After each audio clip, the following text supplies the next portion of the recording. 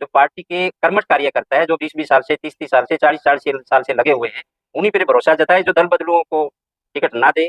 अगर दल बदलुओं को टिकट देगी, जनता सब कुछ जानती है कि भाई 5 साल वहाँ लड़ाई खाई है, अब सरकार आने वाली, जनता ने मन बना लिया कि कांग्रेस की सरकार बनेगी, बहुत अच्छी मेजॉरिटी के साथ बनेगी। नरवाना के अंदर जो मतलब फिलहाल मौजूदा विधायक अपने जेजेपी से थे और जिनका 2 साल तकरीबन जेजेपी से मुंह भी भंग हो चुका था, बीजेपी के उन्होंने गुणगान किए और अब जेजेपी को छोड़ भी चुके हैं। अब आकाश लगाए जावे कि वो बीजेपी से टिकट लेके आएंगे या फिर कांग्रेस के अंदर भी आज के है, बड़ी पार्टी है, दोनों नेशनल पार्टी है, राष्ट्रीय पार्टी है। तो अगर कांग्रेस की तरफ रामनिवास सूर्यकिरा आए तो जो 42 या 44 से टिकट आती है तो वो किस तरह देखते हो? मतलब इस तरह के समीकरण कहते हैं ना, राजनीति में कुछ भी हो सकता है, तो राजनीति में अगर इस तरह का हो गया तो आपको क्या लगता है आगे क्या देखने को मिलेगा? मेरी नरवाना की जनता से और हमारी पार्टी के जो सीनियर लीडर है उनसे और हमारी पार्टी के जो हाई कमांड है उनसे यही रिक्वेस्ट है, जो पार्टी के कर्मठ कार्यकर्ता है, जो 20-20 साल से, 30-30 साल से, 40-40 साल से लगे हुए हैं, उन्हीं पे भरोसा जताए जो दल बदलुओं को टिकट ना दे। अगर दल बदलुओं को टिकट देगी, जनता सब कुछ जानती है कि भाई 5 साल वहाँ लड़ाई खाई है, अब सरकार आने वाली, जनता ने मन बना लिया कि कांग्रेस की सरकार बनेगी, बहुत अच्छी मेजॉरिटी के साथ बनेगी। मैं समझता हूँ कि भाई पार्टी हाईकमान ऐसा निर्णय शायद ले। और जैसे कि आपको पता है हमारी लगातार शो आने लग रही है चुनावी चर्चा पे, उसी को लेकर आज हम नरवाना के अंदर नरवाना हल्का की बात करने के लिए मौजूद है। साथियों, आप लोगों ने पता है कि चुनाव आयोग ने जो चुनाव की डेट क्लियर कर दी है, हरियाणा में विधानसभा चुनाव है, बहुत जल्दी होने वाले हैं। और इसी बीच जो हमारे स्पेशल एपिसोड है, शो है चुनाव पर चर्चा, तो आज हाजिर हैं एक नए चेहरे के साथ है, हमारे साथ है सर। सर स्वागत है आपका। Thank you. आपके मीडिया न्यूज के टीम के सभी दर्शकों को और नरवाना की जनता को मेरा सादर प्रणाम। सर सबसे पहला पे बात कर लिया, वैसे तो देखो इस बार भिक्के वाला नरवाना में अगर किसी बच्चे को भी लेके या बूढ़ा तक किसी को नाम ले दिया तो वो एकदम से ही मतलब आपका चेहरा उनका याद आ जाता होगा। इस बार भिक्के वाला, वैसे तो चलो आपको एससी के नाम से ज्यादा जानते हैं, लेकिन लोगों को ये नहीं पता क्योंकि आप एससी के पद पे रहते हुए आपने जो लोगों की सेवा की, लेकिन आप चीफ के पद तक आप पहुंचे पंचायती राज के उसमें। और आज मैं ये आपका मतलब इस कार्यक्रम के दौरान यही हम जानना चाहेंगे कि जो आपका इस राजनीति के अंदर आना किस तरह आपका ये मन बना? देखिए, मैं ग्रामीण परिवेश से संबंध रखता हूँ। गांव भिक्खेवाड़ा में ही मेरा जन्म हुआ है और बड़ौदा स्कूल में 8वीं तक पढ़ा हूँ मैं। उसके बाद नरवाना एसटी स्कूल की एजुकेशन ली मैंने। उसके बाद 90 में मैं बतौर उपमंडल अभियंता पंचायती राज भर्ती हुआ था और मैं मुख्य अभियंता के पद से रिटायर हुआ हूँ। और मेरी जो सेवाएं रही हैं ज्यादातर हिसार डिस्ट्रिक्ट में रही है और जो नरवाना हल्का है मेरी जुरिडिक्शन में आता था। यहाँ से जो भी सरपंच या पंचायत समिति, जिला परिषद या मेंबर पंचायत समिति या दूसरे जो आदमी जाते थे तो समस्याएं लेके जाते थे और मुझे पता था कि भाई इतनी गहरी समस्याओं से 2-4 हो रहे हैं, तो मेरी ड्यूटी बनती थी कि मैं उन समस्याओं को सोल्व करूं और मैंने उन मैक्सिमम समस्याओं को सोल्व किया और संतुष्ट करके भेजा भी मैंने यहाँ मेरे ग्रामीण इलाके के जो भी लोग।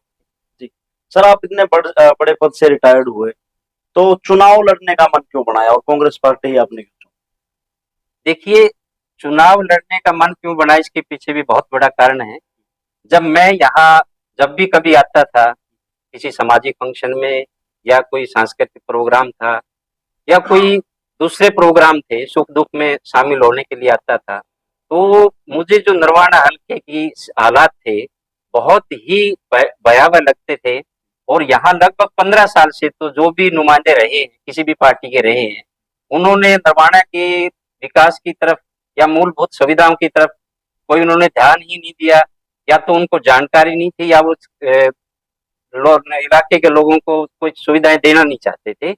मुझे ये चीज कचोटती रही और मैंने जो 35 साल का जो राजनीति प्रशासनिक अनुभव प्राप्त किया है पंचायत डिपार्टमेंट में, मैं उसके माध्यम से लोगों की सेवा करना चाहता हूं। क्योंकि पंचायत डिपार्टमेंट के साथ सभी जैसे पीआरआई, चाहे उसमें सरपंच आ गए, जिला परिषद के मेंबर आ गए, पंचायत समिति के मेंबर आ गए या एमपी आ गए, एमएलए आ गए, मैं लगातार उनसे जुड़ा रहा और जितनी भी मूलभूत सुविधाएं मैं मुहैया करवा सका, समस्याओं का निपटान कर सका, वो मैंने किया। और इन्हीं बातों को लेके ही मैं राजनीति में आया हूँ।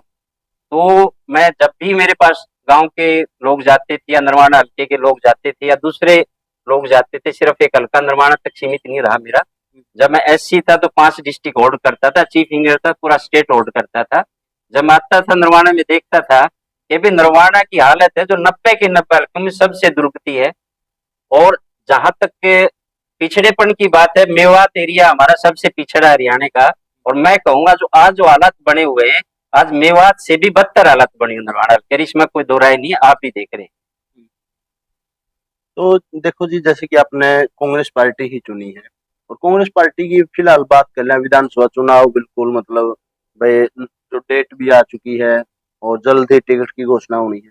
अगर कांग्रेस पार्टी की बात करें, जो पार्टी आपने चुनी, आपकी ही पार्टी से करीबन 40 से ज्यादा सदस्यों ने मतलब नॉमिनेट किया है, तो क्या लगता है कि ये एक कांग्रेस की एक आपसी फूट की वजह से कहीं ना कहीं कांग्रेस अब की बार पीछे तो नहीं रह जाएगी? नहीं, ऐसा नहीं है। ये तो हमारी पार्टी की मजबूती को दर्शाता है कि भाई इतने प्रत्याशी हमारी पार्टी से इलेक्शन लड़ना चाहते हैं। दूसरी पार्टियों के बाद तो प्रत्याशी ही नहीं है। वो तो आपने लोकसभा में भी देखा होगा, मतलब दूसरी पार्टियों से लेके कांग्रेस पार्टी के 6 प्रत्याशी तो लोकसभा इलेक्शन लड़ा बीजेपी की पार्टी। और अभी भी यही हो रहा है, बीजेपी में भगदड़ मची हुई है, जेजेपी में भगदड़ मची हुई है। और निश्चित रूप से हमारी पार्टी सरकार बनाएगी, बहुत अच्छी मेजोरिटी के साथ सरकार बनाएगी। लोगों ने मन बना लिया है, बीजेपी को भगाएंगे और कांग्रेस को जिताएंगे। सर, आप जनता के बीच में भी जा रहे हो, तो उनका क्या रिस्पॉन्स फिलहाल मिल रहा है आपको? और रही बात नरवाना की जनता की, तो 44 से 42 जो कैंडिडेट है उन्होंने नॉमिनेशन किया है, तो क्या कांग्रेस पार्टी ईश्वर भिक्केवाड़ा पर विश्वास जता पाएगी? देखो, जताना चाहिए। मेरे कैंडिडेचर को देख के, मेरे स्टेचर को देख के, ये भी 35 साल तक मेरा प्रशासनिक अनुभव रहा है। और पंचायत डिपार्टमेंट तो राजनीति की एक प्रयोगशाला है। इससे बड़ा डिपार्टमेंट या इससे ज्यादा अनुभव मैं कह सकता हूँ कि किसी, मेरे ख्याल से जो भी कंटेस्टिंग कैंडिडेट हैं या टिकटार्थी हैं, मेरे से ज्यादा नॉलेज शायद किसी को होगा राजनीति का। 35 साल लगभग मैंने सेवाएं दी इलाके में। मतलब आपका कहने का मतलब ये है भाई, जो अगर राजनीति में अगर कोई आना चाहे और उसको अगर उससे पहले पंचायती राज का अगर कोई पद है उसके पास, तो उसके लिए एक सुनहरा मौका है, क्योंकि पंचायती राज के उस पद पर रह के जनता के काम तो पंचायती राज वाले पद पर रह के किए जाए और उसी तरह एमएलए के पद पर आगे करना पड़ेगा। नहीं, ऐसा नहीं है कि पंचायती राज डिपार्टमेंट में ही सेवा देनी है। ये तो ऑलराउंडर है, कई अर्बन के भी होते हैं, डिपार्टमेंट फील्ड होता है। ये तो पंचायती राज का मेरा सौभाग्य रहा है कि मुझे पंचायती राज डिपार्टमेंट मिला और यहाँ के इलाके की सेवा करने का मुझे मौका मिला। तो अर्बन की समस्याएं भी, जैसे यहाँ नरवाना में ही देख लो, सीवरेज सिस्टम का बहुत बुरा हाल है। अगर बीजेपी सरकार कहती है कि हमारा विकास है, तो ढाकल रोड पे देख लो, बहुत अच्छा विकास हुआ है। हॉस्पिटल की हालत देख लो, क्या हालत है, जर्जर हालत है, डॉक्टर नहीं है। स्कूल देख लो, स्कूलों में टीचर नहीं है। और 67 कॉलेज जो नए खोले, उसमें से 48 कॉलेज तो प्राइवेट बिल्डिंगों में चल रहे, धर्मशालाओं में चल रहे हैं। ये बीजेपी का विकास है? अगर वो दावा करते हैं तो आप देख लो विकास कहाँ है। और थोड़ी सी बारिश हो जाए, यहाँ की सड़कें हैं वो रजबाई का रूप ले लेती है। तो चारों तरफ समस्याओं का ढेर लगा हुआ है, अंबार लगा हुआ है। आप बस स्टैंड पे जाके देख लो, विकास वहां दिखेगा आपको बीजेपी सरकार का।